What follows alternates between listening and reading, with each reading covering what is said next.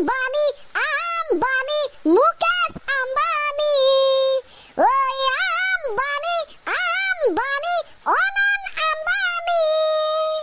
Oi bapekaru putake mili Bharat lutile. Celibate manuhak mati biar poisa bhagale.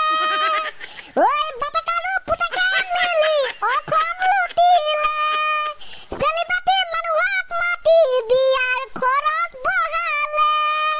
Oi etia ki kore upay nai risajor damoke bohai jay. Dukhiya manuhor jibon khuli khuliye khai. Dukhiya manuhor jibon khuli khuliye khai. Oi Ambani, Ambani, Mukesh Ambani. Ambani, Ambani, Onan Ambani.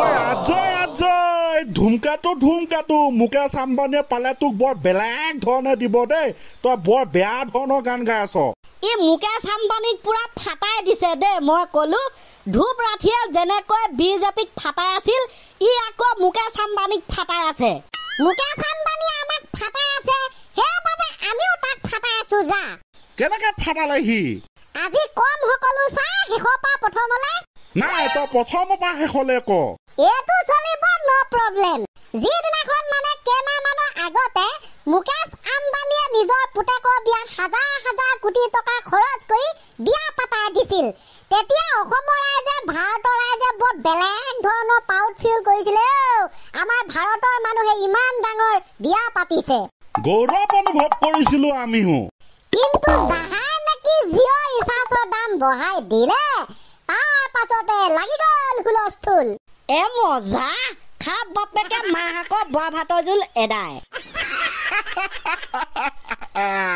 ঐ sir আপুনি গম পায় নে নাপায় যে ভাৰততো নিবনুৱা সমস্যা বুলি এটা সমস্যা আছে তেনেকুৱা সমস্যা এটা আছে নি বাৰু আজিহে গম পালো এ মজা বঢ়িয়া দেখোন ছাৰ দে হ'ব মেইন কেছটো কচোন কি হ'ল এতিয়া কথাটো হ'ল নিবনুৱা সমস্যা সমাধানৰ এটা উপায় কওকচোন ছাৰ উপায় বহুত আছে মানুহ শিক্ষিত হ'ব লাগিব কাম বন কৰিব লাগিব জনসংখ্যা নিয়ন্ত্ৰণ কৰিব লাগিব তেতিয়া নিবনুৱা সমস্যাটো লাহে লাহে নাইকিয়া হ'ব ইয়াৰ উপৰি মানুহে ব্যৱসায় বাণিজ্যত অকণমান ধ্যান দিব লাগিব চৰকাৰে নাইবা ইণ্ডাষ্ট্ৰীবিলাক খুলিব লাগিব তেতিয়া তাত কৰ্মসংস্থাপন পাব এইবোৰ এতিয়া পুৰণি হৈ গ'ল গুলি মাৰক ছাৰ গুলি মাৰক কি পুৰণি 10-15 বছৰ পৰা একেখিনিয়ে আমি দেখি আহিছো কিন্তু ক'ত নিবনুৱা সমস্যা সমাধান হৈছে তেনেহ'লে কি কৰা উচিত মুকেশ আম্বানী ছাৰ মুকেশ আম্বানী ইয়াত আকৌ মুকেশ আম্বানী আহিল ক'ৰ পৰা ঐ ইটো বিষয় কবি লগাই দিবি পাছত মুকেশ আম্বানী আৰু এটা বিষয় ওলাব তাৰ টিকট লগাই দিবি মুকেশ আম্বানী আৰে খাওঁতেও বৌতেও শুওঁতেও পিন্ধোতেও কি মুকেশ আম্বানীয়ে নেকি সেইটোৱে মেইন বস্তু ছাৰ মুকেশ আম্বানী কেছটো কৈ আছো শুনক বিয়াৰ নামত কাৰ বিয়া হোৱাটো আপোনালোকে গম পাইছে আম্বানী পৰিয়ালে কিমান টকা খৰচ কৰিলে শুনিছো প্ৰায় 2000 কোটি টকা ৰাইট ছাৰ আৰু বৰ্তমান সময়ত গোটেই ভাৰততে জনসংখ্যা কিমান প্ৰায় 140-45 কোটি হেইয়া ছাৰ ওলাই গ'ল নে ক'ত ভাৰতৰ পপুলেশ্যন 145 কোটি ক'ত আম্বানী পৰিয়ালে বিয়াৰ নামত খৰচ কৰি দিলে 2000 কোটি এই যুক্তি দেখোন নথকা নহয় সেইটোৱে ছাৰ কথাটো আমি তাকে ক'বলৈ বিচাৰিছো যে ভাৰতত আমুক কোটি জনসংখ্যা আছে দেই গোটেইবোৰতো নিবনুৱা নহয় নিবনুৱা এখন লিষ্ট উলিয়াই বিয়াৰ নামত খৰচ কৰা 2000 কোটি দামী দামী সেলিব্ৰিটি বিদেশৰ সিংগাৰবিলাকক নিদি এই নিবনুৱাবিলাকক 1 কোটিকে দি দিয়া হেতেন আজি ভাৰতৰ নিবনুৱা সমস্যা খতম হৈ গ'লহেঁতেন এসব বাত হে কিয়া তো ক'ত 2000 কোটি ক'ত 100-200 কোটি সেইটোৱে ছাৰ তাতকৈ ডাঙৰ কথাটো হ'ল মুকেশ আম্বানী ডাঙৰীয়াৰ বৰ্তমান সময়ত টোটেল নেটৱৰ্ক আমাৰ ভাৰতৰ পইচাত লগভগ 7.6 লাখ কৰোৰ 7.65 লাখ কোটি কিমান আছে তাকেতো তাৰ সম্পত্তি মাত্ৰ 1% ভগাই দিলে গোটেই ভাৰত চাফা মানে নিবনুৱা সমস্যা খতম কিছুমানে দুবেলা দুমুঠি খাবলৈ পোৱা নাই ইমানে কষ্ট কৰিছে ইফালে কিছুমানে নিজৰ পুতেকৰ বিয়াৰ নামত হাজাৰ হাজাৰ কোটি টকা খৰচ কৰিব পাৰিছে। ইফালে চা তাতোতকৈ ডাঙৰ কথাটো হ'ল যে মুকেশ আম্বানী ডাঙৰীয়াৰ যিমান পইচা আছে সিমান পইচা আজিৰ পৰা একো কাম নকৰিলেও তাৰ 10টা প্ৰজন্মৰ মানুহে খাব পাৰিব। তথাপি কিন্তু ভাৰতৰ মানুহক নেৰিলে যে ৰিচাৰ্জৰ দাম বঢ়াই ডেইলি লাখ লাখ টকা লুটি আছে। তাকে এইবিলাক ভাবিলে কিন্তু সঁচাকে বেয়াও লাগে, কিবাও লাগে, আজব কাণ্ড। হয় ছাৰ, সেইবাবে আমি এটা নতুন কনচেপ্ট উলিয়ালো। আজিৰ পৰা ভাৰতৰ নিবনুৱা সমস্যা দূৰ কৰা সেইটো উপায় বাদ দি দিব লাগে দেই। এতিয়াৰ পৰা মুকেশ আম্বানী টিকট লাগি যাব লাগে, যাওঁ নাই যদি নাই। তাৰ 1% নেটৱৰ্ক, তাৰ 1% সম্পত্তি নিবনুৱা মানুহৰ ওচৰত যদি ভগাই দিয়া হয় তেন্তে হৈ যাব ভাৰতৰ নিবনুৱা সমস্যা খতম। প্ৰেক্টিকেলি চালে কিন্তু তহঁতি শুদ্ধ কথা এটা কৈছ দেই, কিন্তু এতিয়া সেইটো হলেওতো নহব।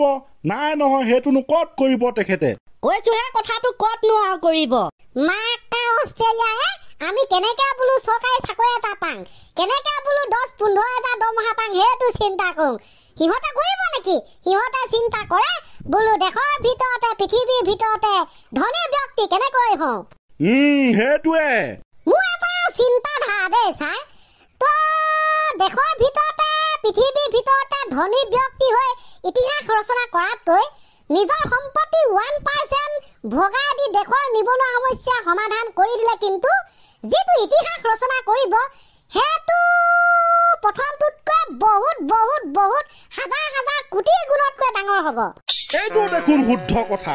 এতিয়া বাদ দিয়ক ছাৰ শুদ্ধ মুঠতে কি বুলি কওঁ আৰু আশা আছে আম্বানী ছাৰৰ বোলো হাজাৰ হাজাৰ কোটি টকা ব্যক্তি, কোটি টকা সম্পত্তিৰ মালিক হওক দেই। শুভকামনা থাকিল।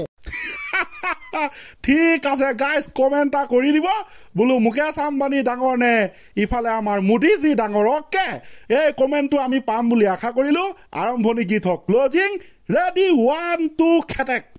আম্বানী আম্বানী মুকেশ আম্বানী, ওই আম্বানী আম্বানী অনন্ত আম্বানী, ওই বাপেক আৰু পুতেকে মিলি ভাৰত লুটিলে, চেলিব্ৰিটি মানুহক মাতি বিয়াৰ পইচা ভগালে, ওই বাপেক আৰু পুতেকে মিলি অসম লুটিলে, চেলিব্ৰিটি মানুহক মাতি বিয়াৰ খৰচ বঢ়ালে, ওই এতিয়া কি কৰে উপায় নাই, ৰিচাৰ্জৰ দামকে বঢ়াই যায়, দুখীয়া মানুহৰ জীৱন খুলি খুলিয়ে খায়, দুখীয়া মানুহৰ জীৱন খুলি খুলিয়ে খায়, ওই আম্বানী আম্বানী মুকেশ